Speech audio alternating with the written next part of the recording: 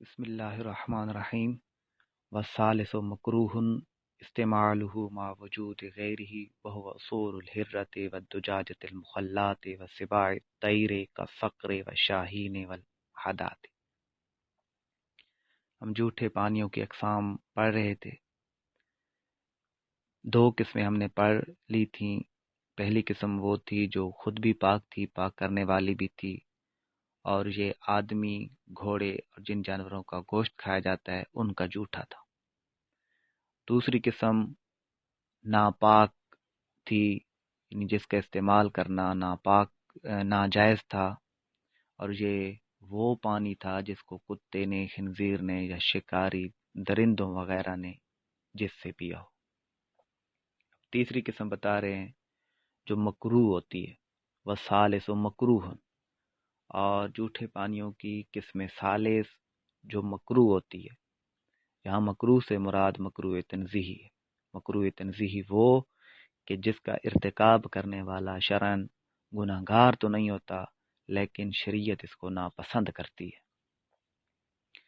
استعمالہ مع وجود غیرہ، اور یہ کون، اس کا حکم کیا ہے مکروہ کا؟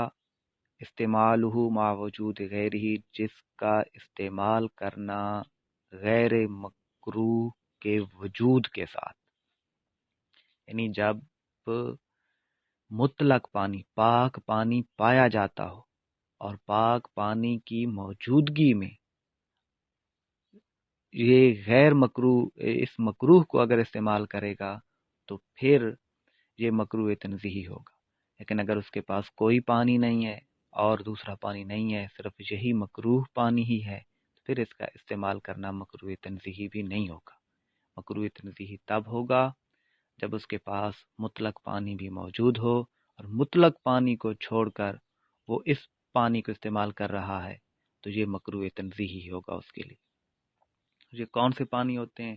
وہ صور الحرۃ والدجاجۃ المخلات، اور وہ بلی کا جوٹھا اور والدجاجۃ مرغی کا، المخلات وہ مرغی جو کھلی چھوڑ دی گئی ہو، یعنی گھومنے پھرنے والی مرغی۔ یہاں سے ایک بات یہ بھی معلوم ہوئی کہ دجاجہ کے ساتھ جو مخلات کی قید لگائی، یعنی گھومنے پھرنے والی، جو گھومنے پھرنے والی نہ ہو، جس کو گھر میں یا کسی کوٹھڑی وغیرہ میں بند کر دیا گیا ہو، اور وہ نجاست وغیرہ بھی نہ کھاتی ہو، تو پھر اس کا جھوٹا مکروہ تنزیہی بھی نہیں ہوگا۔ تو وہ مرغی جو کھلی چھوڑ دی گئی ہو، وسباع الطیر، اور شکاری پرندے، کا صقر جیسے شکرا، والشاہین اور باز، والحدات اور چیل، کہ ان پرندوں کا جھوٹا مکروہ تنزیہی ہوتا ہے۔ یہاں ایک اور بات بھی یاد رکھیں کہ یہ جو بلی ہے یہ گھریلو بلی مراد ہے۔ اگر کوئی جنگلی بلی ہو تو اس کا جھوٹا ناپاک ہوگا، اس لیے کہ حدیث مبارکہ میں بلی کے لیے جو علت بتائی گئی ہے کہ جس کا جھوٹا مکروہ تنزیہی ہوگا، وہ یہ کہ یہ گھروں میں گھومنے پھرنے والی ہوتی ہیں، اور ان سے اپنے برتنوں کو یا پانی وغیرہ کو بچانا تھوڑا مشکل ہوتا ہے۔ تو یہ گھومنے پھرنے والی ہوتی ہیں، اور جو جنگلی بلی ہوتی ہے وہ چونکہ گھومنے پھرنے والی نہیں ہوتی، وہ گھروں میں آنے والی نہیں ہوتی، وہ گھروں میں داخل نہیں ہوتی رہتی، ان سے بچنا اتنا مشکل نہیں ہوتا۔ تو جو جنگلی بلا یا بلی ہوگی اس کا جھوٹا مکروہ نہیں ہوگا، ناپاک ہوگا۔ ہاں جو گھریلو بلیاں ہوتی ہیں یہ ان کے جھوٹے کی بات ہو رہی ہے۔ تو بلی ہو گئی گھروں میں گھومنے پھرنے والی، مرغی ہو گئی جو کھلی چھوڑ دی گئی ہو، نجاست وغیرہ پر بھی چونچ مارتی رہتی ہو، اور شکاری پرندے، اس میں کوا وغیرہ بھی آ جاتا ہے، ان کا جھوٹا مکروہ تنزیہی ہوتا ہے۔ اس کو بہرحال استعمال کرنا صرف شریعت کو ناپسند ہے، کوئی اگر کرے گا بھی تو وہ گنہگار نہیں ہوگا۔ وَسَوَاكِنِ الْبُيُوتِ كَالْفَارَةِ لَلْأَقْرَبِ، وسواکن البیوت، اور گھروں میں رہنے والے، یعنی ایسی چیزیں جو گھروں میں ہی بسیرا کرتی ہیں، جو گھروں میں ہی رہتی ہیں، کالفارت، جیسا کہ چوہا۔ اب چوہا جو ہے، اس کا جوٹھا بھی، یہ اگر کسی میں منہ وغیرہ ڈال دے تو اس کا جوٹھا بھی مکروہ تنزیہی ہوتا ہے، ناپاک نہیں ہوگا۔ اس لیے اس کی بھی وجہ یہی ہے کہ ان سے بچنا مشکل ہوتا ہے۔ لل اقرب، اس کا مطلب یہ کہ نہ کہ بچھو، یعنی بچھو کا جو جوٹھا ہوگا وہ مکروہ بھی نہیں ہوگا، اس لیے کہ ان میں بہنے والا خون وغیرہ بھی نہیں ہوتا۔ تو بہرحال یہ قسم بتا دی کہ تیسری قسم وہ جو مکروہ ہوتی ہے، اور اس میں بلی، مرغی، شکاری پرندے اور گھروں میں رہنے والے جانور چھوٹے چھوٹے جیسے چوہا وغیرہ، ان کا جوٹھا مکروہ تنزیہی ہوتا ہے۔ مکروہ تنزیہی تب ہوگا جب مطلق پانی، پاک پانی اس کے پاس ہو۔ اگر مطلق پانی نہیں ہے، صرف یہی پانی ہے، تو پھر اس کا استعمال مکروہ تنزیہی بھی نہیں ہوگا۔ اب یہاں پر ایک سوال یہ پیدا ہوتا ہے کہ جو جانور اوپر بیان کیے، شکاری درندے وغیرہ، شکاری جانور، ان کا جوٹھا ناپاک تھا، حالانکہ ان کا گوشت کھانا بھی منع ہے، اور یہاں جو شکاری پرندے ہیں، کوا، چیل وغیرہ، گوشت ان کا کھانا بھی منع ہے، یہ بھی حرام ہے، وہ بھی حرام ہے، لیکن ان کے جوٹھے کا اور حکم ہے، ان کے جوٹھے کا اور حکم ہے۔ اس کی وجہ یہ ہے کہ جو ہیں جانور، وہ پانی وغیرہ پیتے ہیں زبان کے ساتھ، منہ کے ساتھ، اور جب وہ پانی زبان کے ساتھ یا منہ کے ساتھ پیتے ہیں تو ان کا لعاب، ان کی تھوک پانی میں شامل ہو جاتی ہے، اور تھوک کا حکم وہی ہوتا ہے جو اس کے گوشت کا ہوتا ہے۔ اور رہے یہ پرندے، تو چونکہ یہ زبان کے ساتھ پانی نہیں پیتے بلکہ یہ چونچ کے ساتھ پانی پیتے ہیں، اور جب جو پرندہ چونچ کے ساتھ پانی پیے تو یہ جو چونچ ہوتی ہے یہ ہڈی کی بنی ہوئی ہوتی ہے، اور ہڈی کے متعلق متفقہ طور پر مسئلہ یہی ہے کہ ان پرندوں کی جو ہڈی ہوتی ہے وہ پاک ہوتی ہے۔ تو جب پرندے پانی پئیں تو ان کی تھوک یا ان کا لعاب ان میں شامل نہیں ہوتا، صرف ہڈی وہ ڈبوتے ہیں۔ اور مکروہ بھی اس لیے کیا گیا ہے کہ کہیں انہوں نے ایسا نہ ہو نجاست وغیرہ کھائی ہو یا حرام چیز کھائی ہو، جیسے کوے کھا رہے ہوتے ہیں، تو وہ نجاست والی چونچ آ کر پانی میں انہوں نے نہ ڈال دی۔ ویسے ان کی جو چونچ ہوتی ہے وہ پاک ہوتی ہے۔ جانور، ان کا لعاب پانی میں شامل ہو جاتا ہے، تھوک پانی میں شامل ہو جاتی ہے، اس لیے ان کا جو جوٹھا تھا وہ ناپاک تھا۔ چوتھی قسم بتا رہے ہیں، والرابع مشکوک فی طہوریتہ وہو صور البغل والحمار، اور چوتھی قسم مشکوک ہے فی طہوریتہ، اس کے پاک کرنے کے بارے میں، یعنی چوتھی قسم وہ جن کا پاک کرنا مشکوک ہوتا ہے، وہو صور البغل، اور وہ خچر کا جوٹھا ہے، والحمار، اور گدھے کا جوٹھا ہے۔ فَإِن لَمْ يَجِدْ غَيْرَهُ، پس اگر کوئی شخص نہ پائے اس مشکوک پانی کے علاوہ، غیرہ، ہو کی ضمیر مشکوک کی طرف لوٹ رہی ہے، یعنی کوئی شخص اگر مشکوک پانی کے علاوہ پانی نہ پائے، یعنی صرف وہی پانی ہے جس سے گدھے نے پیا ہے یا خچر وغیرہ نے پیا ہے، تو پھر کیا حکم ہوگا؟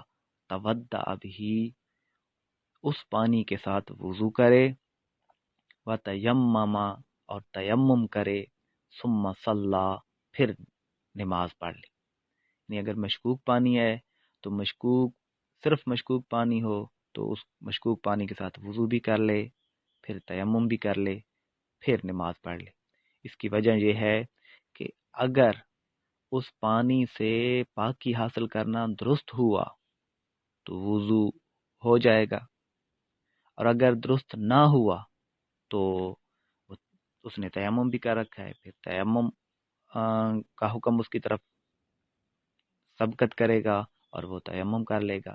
تو یعنی یہ دونوں صورتیں اختیار کرے گا، اس وجہ سے کہ یہ مشکوک اس لیے ہے کہ حمار اور بغل، خچر اور گدے کے جھوٹے پانی میں دلائل کا اختلاف پایا جاتا ہے. تو دلائل کے اختلاف کی وجہ سے یہ اس کا پانی، اس کا جھوٹا پانی جو ہوگا وہ مشکوک ہوگا. اور جب صرف مشکوک پانی پایا جائے تو پھر وضو بھی کر سکتے ہیں، وضو کرنا چاہیے، تیمم کرنا چاہیے، پھر نماز پڑھنی چاہیے.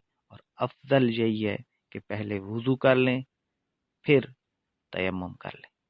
اور اگر کسی نے اس کے برعکس کیا، کسی نے پہلے تیمم کر لیا اور پھر وضو کر لیا، تو بھی جائز ہے، اس کی نماز وغیرہ ہو جائے گی. اسی طرح آگے دو مسئلے بتائے نئی فصل کا عنوان دے کر، فصل لو اختلط اوان اکثرها طاہر، اگر خلط ملت ہو جائیں برتن، ان میں سے اکثر پاک ہوں، تحرّا للتوضؤ والشرب، تو وہ وضو اور پینے کے لیے تحری کرے گا، یعنی کوشش کرے گا، سوچ و بچار کرے گا. صورت مسئلہ کیا ہے؟ صورت مسئلہ یہ کہ فرض کیا کسی شخص کے سامنے بہت سارے برتن پڑے ہوئے تھے، اب ان برتنوں میں کتے وغیرہ نے منہ ڈال دیا ہے. اب اگر کتے نے تھوڑے برتنوں میں منہ ڈالا ہے تو اس سے چاہیے کہ وہ تحری کرے وضو کرنے کے لیے، یعنی سوچ بچار کرے کہ کس برتن میں اس کتے نے منہ نہیں ڈالا ہوگا، تو پھر اسی برتن کے ساتھ وہ وضو کر لے. اسی طرح پانی پینے کے لیے بھی وہ تحری کر لے. کب؟ جب بہت سارے برتن ہوں اور وہ خلط ملت ہو گئے ہوں، ان میں سے کچھ پاک ہوں کچھ ناپاک ہوں، اور اکثر زیادہ تر پاک ہوں، تو پھر وضو کے لیے بھی پانی پینے کے لیے بھی تحری کرے گا، سوچ و بچار کرے گا. وَإِنْ كَانَ أَكْثَرُهَا نَجَسًا، اور اگر اکثر نجس ہوں، یعنی فرض کیا 5 برتن تھے، ان میں سے 3 ناپاک ہیں، 2 پاک ہیں. اب یہ پتہ نہیں ہے کہ کون سے 2 پاک ہیں اور کون سے 3 ناپاک ہیں، تو لا یتحرّا الا للشرب، تو وہ سوچ بچار نہیں کرے گا مگر پینے کے لیے. یعنی صرف اگر پانی اس نے پینا ہے تو پھر تحری کر کے کوئی برتن اٹھا کر پانی پی لے، لیکن وضو کے لیے تحری نہیں کرے گا، بلکہ پھر اسے وضو کے لیے تیمم کرنا ہوگا. اس کی وجہ یہ ہے، یعنی صورت مسئلہ یہ ہے، مسئلے کا خلاصہ پھر سماعت فرما لیجئے کہ اگر کسی شخص کے پاس 5 لوٹے پانی کے بھرے ہوئے ہیں اور ان میں سے کچھ پاک ہیں کچھ ناپاک ہیں. اب اگر جو پاک ہیں وہ زیادہ ہیں، یعنی 3 پاک ہیں 2 ناپاک ہیں، اور اسے پتہ بھی نہیں ہے کہ کون سے 2 ناپاک ہیں کون سے 3 پاک ہیں، تو پھر وضو کے لیے بھی پانی پینے کے لیے بھی وہ تحری کر لے، سوچ و بچار کر لے، جس پر اس کا ذہن مطمئن ہوتا ہے اسی سے پی لے، اسی سے وضو کر لے. اور اگر 3 ناپاک ہیں صرف 2 پاک ہیں، تو پھر پینے کے لیے تو تحری کرے گا، سوچ و بچار کرے گا، لیکن اگر اس نے وضو کرنا ہے تو پھر تحری نہیں کرے گا، تیمم کرے گا. اس وجہ سے کہ پینے کے بغیر تو چارہ نہیں ہے، پینا مجبوری ہے، وگرنہ موت بھی واقع ہو سکتی ہے. لیکن وضو کا نائب اس کے لیے موجود ہے، یعنی وضو نہیں کر سکتا تو وہ تیمم کر لے. وفی الثیاب المختلطۃ یتحرّا سواء کان اکثرها طاہرا او نجسا، اور کپڑوں میں اگر وہ خلط ملت ہو جائے تو تحری کرے، برابر ہے سواء کان اکثرها طاہرا او نجسا، برابر ہے کہ اس کے اکثر پاک ہوں یا ناپاک ہوں.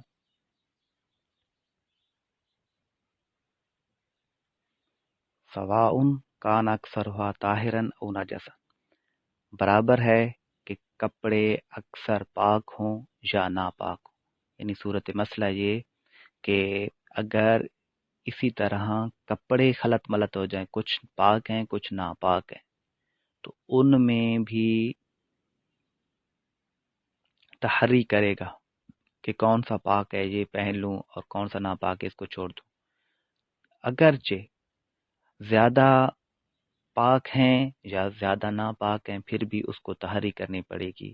اس کی وجہ یہ ہے کہ ستر عورت جو ہے وہ ضروری ہوتا ہے، وہ فرض ہوتا ہے، اور بدن ڈھانپنے کے علاوہ کوئی اس کا نائب نہیں ہوتا، یعنی ڈھانپنا ہی اس کے لیے ضروری ہوگا. تو اگر کپڑے ناپاک اور پاک کپڑے خلط ملط ہو جائیں تو ان میں بھی طہاری کرے گا، چاہے وہ زیادہ پاک ہوں یا زیادہ ناپاک ہوں. جہاں پر دینی مدارس کے طلباء کے لیے ایک بات ہے کہ یہاں پر شروع میں صاحب کتاب نے، صاحب نور العزا نے فرمایا کہ لوِخ طالتا اوان، یہاں لو حرف شرط، اختلط فعل، اوان فاعل ہے، اور قاعدہ یہ ہے کہ فاعل مرفوع ہوتا ہے. لیکن جہاں اوان کے نیچے تنوین ہے، کسرہ ہے، سوال یہ پیدا ہوتا ہے کہ جہاں اوان مجرور کیوں ہے؟ فاعل بن رہا ہے تو اس کو مرفوع ہونا چاہیے تھا، اوانن ہونا چاہیے تھا. تو اس کا جواب یہ ہے کہ اوانن بالکل فاعل ہی ہے، لیکن اس کے اندر تعلیل ہوئی ہے، اور وہ یہ کہ اوانن ان کی جمع ہے اوانیون. اوانن اصل میں تھا اوانیون. اب یہ جو تنوین ہوتی ہے یہ نون ساکن کے قائم مقام ہوتی ہے، تو یہ بن گیا اوانیون، یعنی آخر میں بھی نون ساکن آ رہی ہے. یا پر ضمہ ثقیل ہوتا ہے تو ضمہ کو ختم کر دیا. جب یا پر ضمہ کو ختم کیا تو یہ بن گیا اوانین یا اوانین، یعنی یا آخر میں یا پر بھی یا بھی ساکن، نون بھی ساکن. اور اب جب دو ساکن جمع ہو گئے، التقائے ساکنین ہوا تو یا کو گرا دیا. جب یا کو گرا دیا تو یہ کیا بن گیا؟ اوانین. یعنی پہلے تھا اوانیجن، پھر اوانین ہو گیا. اب نون، چونکہ نون ساکن تنوین کے قائم مقام ہوتی ہے، تو جو پہلی جو نون تھی اس کے نیچے ایک کسر آ رہی تھی، دوسری نون کو حذف کر دیا اور نون کے نیچے زیر ایک اور نون کے نیچے تنوین دے دی، اوانین ہو گیا. تو یہ اوانین، اس کے اندر تعلیل ہوئی ہے. اوانین مرفوع ہے تقدیرن، اس لیے کہ اس کی تقدیر عبارت بن رہی ہے اوانیون. تو اوانیون میں تعلیل ہو کر اوانین ہوئی تو یہ ہے مرفوع تقدیری ہے، اور اس وجہ سے یہ پھر مکسور پڑھا جا رہا ہے، اس لیے کہ